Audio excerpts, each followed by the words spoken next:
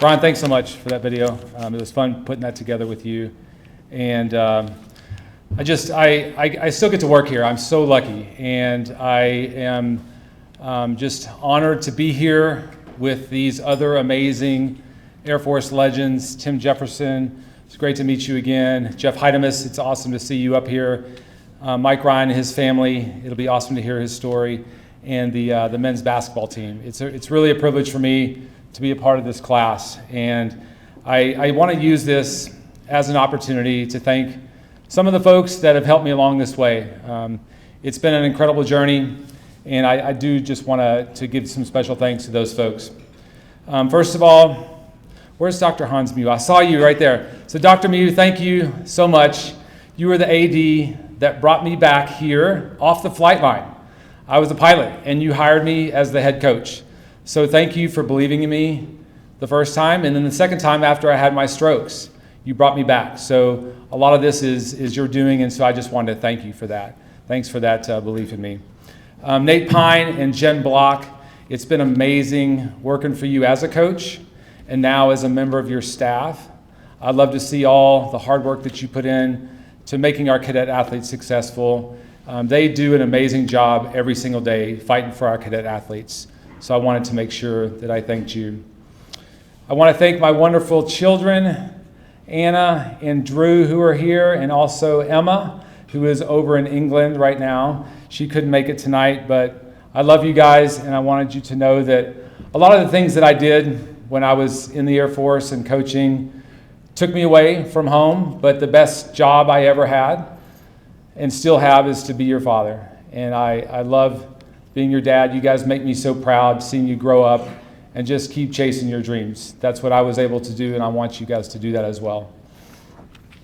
To my brothers, George and Tim, and my sister Julie back there with their cameras, thanks. You guys have always been here for me. Kind of started off with some of those pictures that we showed there at the overlook at the academy. Y'all were at the beginning of my journey, through everything I've done, all the tennis tournaments, all the trips we took together, graduations, promotions, retirements. Thank you guys for always being here and supporting me, especially through my recovery.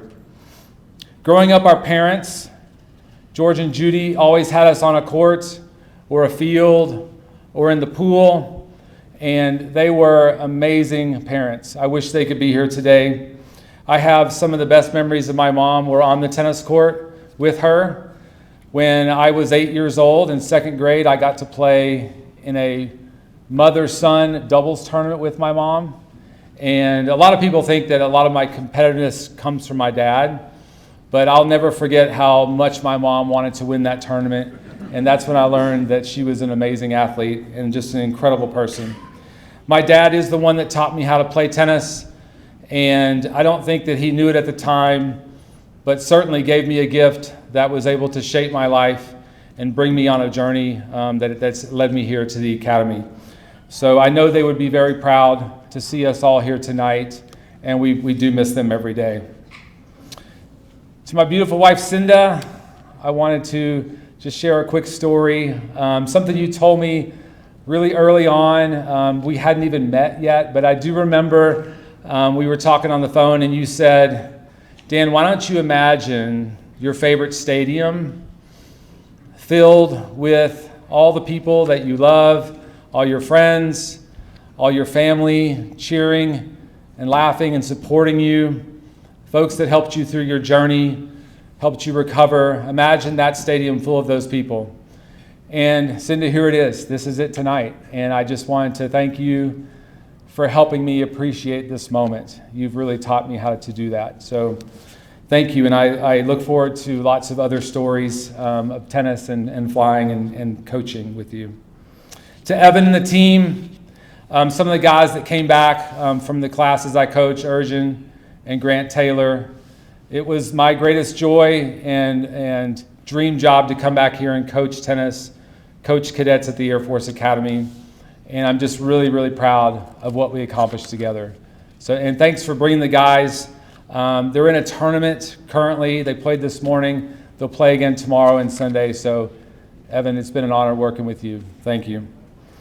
To a bunch of my teammates that are here tonight, Bruce, Trace, Bob, Mike, Eric Pittman, Shannon Buck, Tyler McClung, you guys really pushed me to be my best, and I loved competing alongside of y'all. And I wanted to thank y'all for making the great effort to be here tonight for me and my family. I need to talk about Coach Gugat. He was in that video that you saw. Coach is the one that got me here. Just like Tim said, there was a coach that called him and convinced him not to go to Navy. That's exactly what Coach Gugat did for me. And he became a father figure for me at the academy. His wife, Carol, and daughters, Kara and Brooke, are here tonight. Thank you all for being a part of my journey as well. When I look back at my time as a cadet on the tennis court, I do recognize that Coach and I had a very special bond, and it's one that I really treasure. If you saw that really short clip, it was not like Tim Jefferson's highlights that he had 5 or 6 minutes of amazing highlights. I had about a 5-second video up there. That's all there was back then. It was black and white. And but that 5-second video really encompassed my game as a tennis player. And I think that's why Coach Gugat and I fit so well together, is that he was no nonsense and was a man of few words, didn't have to tell me really much on the court. Coach was not only a great tennis player, but he was a basketball star at UCLA, and he played under John Wooden. And so Coach Gugat brought that wisdom and that athletic talent to the tennis courts and didn't have to say too much. And my game was very simple. I came to the net. I attacked, I served and volleyed, and that 5-second clip was all you needed to see. That was my game. And I think that's why Coach and I got along so well, because I didn't need to hear much from him on the changeovers. It was just, Dan, get your first serve in. Dan, get to the net. Dan, make your return. That's about all it was. And so I think that's something that I hold dearly about Coach Gugat. He understood me and knew what it took to help me win. And finally, I just want to share something that I learned pretty recently about why we do what we do in athletics and why it matters so much here at the Air Force Academy and how it helps shape our cadet athletes. And why I'm continuing to do the role I am right now and work here in the athletic department. So in March 12th, 2020, when COVID shut us down mid-season, ending the careers of the seniors on my team, we couldn't practice, we couldn't get on the court, I couldn't go out recruiting. And so I really missed coaching. And there was a really big void in my life at that time. And so the way I filled it is that I became the team historian.